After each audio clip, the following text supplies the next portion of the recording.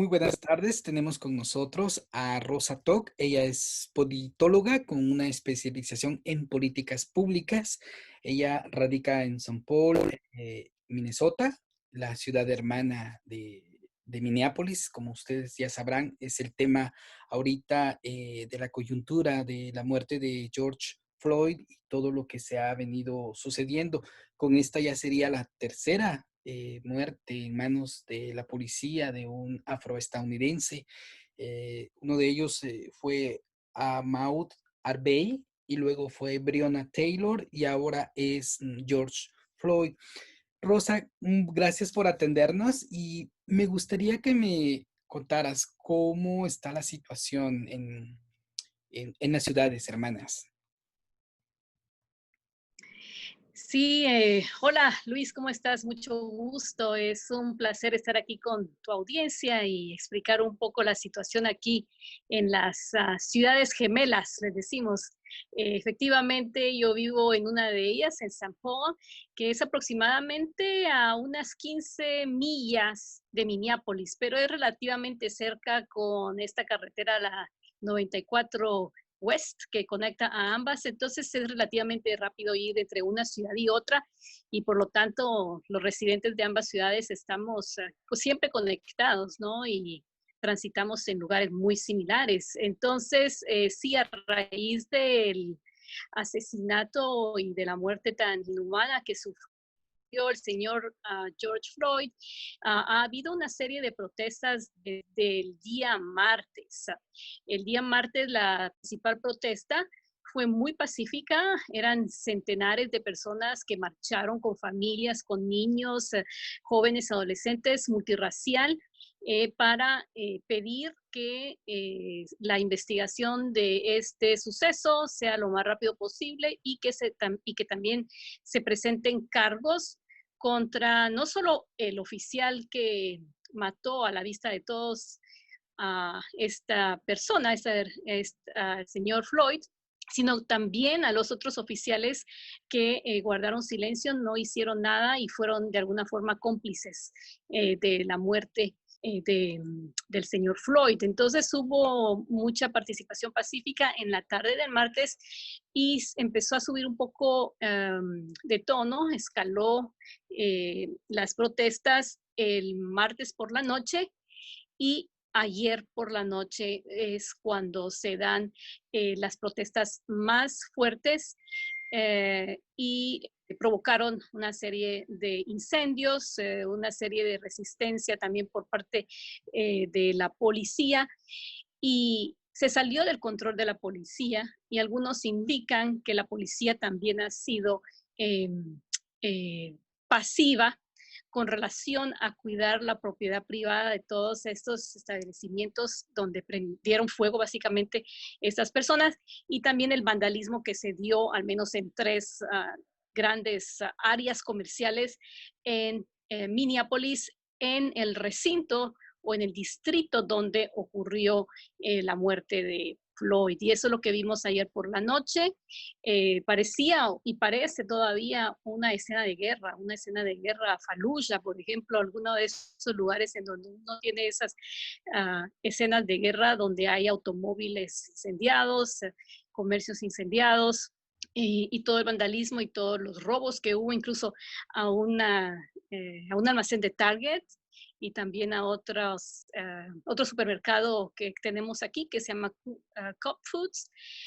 Entonces ha estado escalando mucho la presión social, pero a esto hay que añadir también que las personas que han cometido este vandalismo no son las mismas personas que han protestado pacíficamente, pero dado el contexto en el que estamos con la pandemia, con muchas de estas comunidades que viven en precariedad, que tienen una situación económica muy difícil, muchas personas sin techo, se aprovechó esa ausencia de la policía para estos vandalismos. Entonces, eso es un poco el contexto después de la muerte de George Floyd aquí en Minneapolis y que se resiente también en San Paul, donde yo vivo, puesto que, como te decía, estamos interconectados y aparentemente hay ahora también algunos indicios de vandalismo en algunos supermercados de San Paul. Y entonces sigue la tensión social todavía aquí y no sabemos exactamente cuál va a ser el papel de la policía y si se va a necesitar que el gobernador llame a la Guardia Nacional para pacificar un poco la situación en la que estamos. ¿Cómo ha actuado la comunidad latina ante esta situación? Pues la comunidad latina está también muy conmovida por esta muerte, ¿no? Porque sucedió en un barrio que es prácticamente multicultural. Hay algunos establecimientos latinos en el área, muchos residentes latinos también hay en esa parte del vecindario donde ocurrió la muerte. El señor George Floyd había trabajado en un establecimiento latino, en un restaurante bar latino, era muy apreciado por miembros y los dueños de ese establecimiento latino. Entonces hay una fuerte conexión y creo que las personas están dándose cuenta de que es una situación que bien podría ocurrir a cualquiera, ¿no?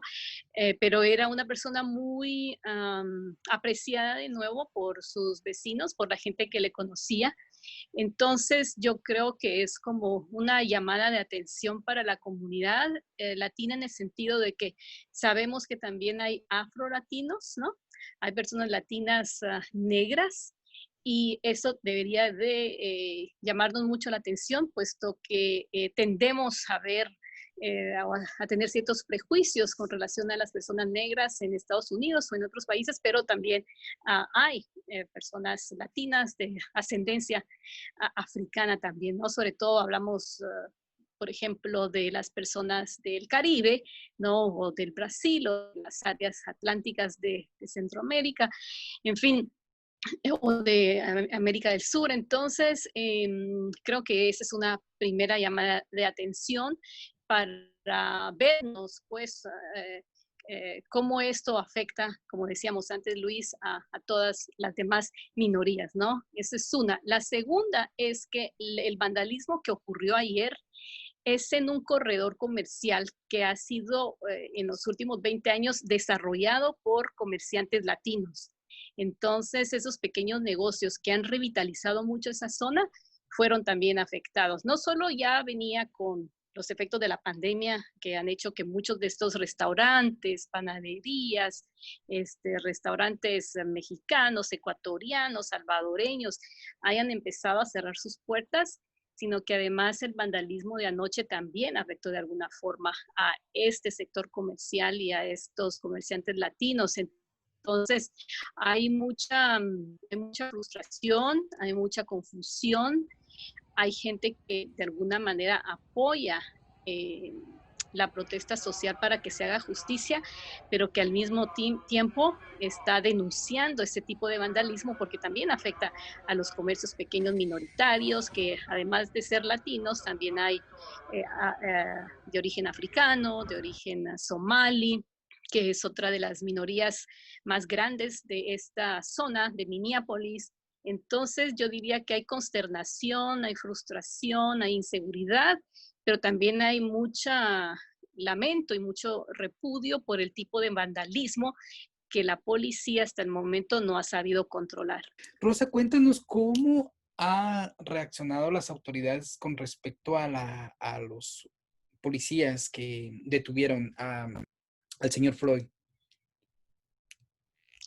Sí, yo creo que la respuesta ha sido muy rápida en comparación a otros casos similares que también han sucedido en las ciudades gemelas en los últimos 5 años.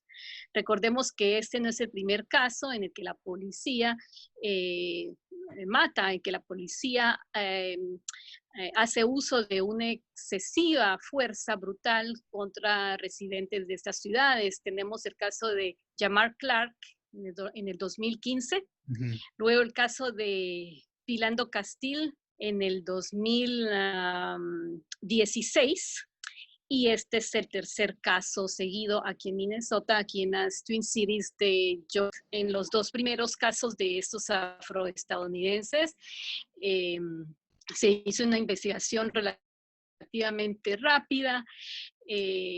a ambos policías involucrados. A uno no se le impusieron cargos, ese fue el caso de Jamar Tak. Al otro le impusieron cargos, pero fue absuelto. Este fue el caso de Philando Castile, y en este caso era un policía latino. Y en este caso, las autoridades fueron muy prontas en primero despedir a los 4 oficiales que estuvieron en ese suceso.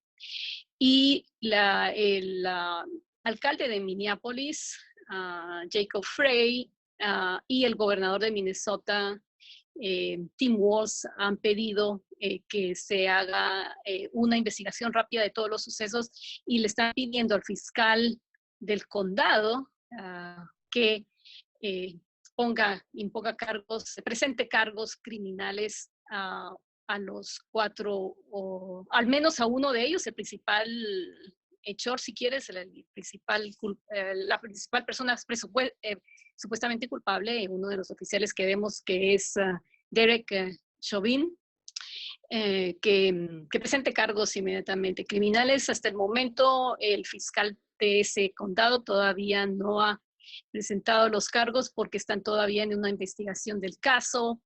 El FBI también está investigando y otra de las entidades dentro del estado también están haciendo una investigación rápida para que esto suceda, pero en todo caso la movilización de las autoridades locales y estatales ha sido una muy rápida y una respuesta que en anteriores casos no se había visto. Por ejemplo, despedir a 4 oficiales de la policía instantáneamente sin pasar por todos los procesos que requeriría el sindicato de la policía. Eso es algo imprecedente en esta ciudad.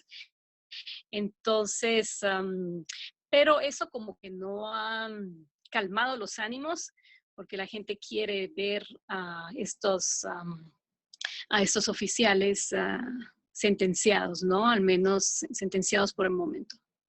¿Cómo no?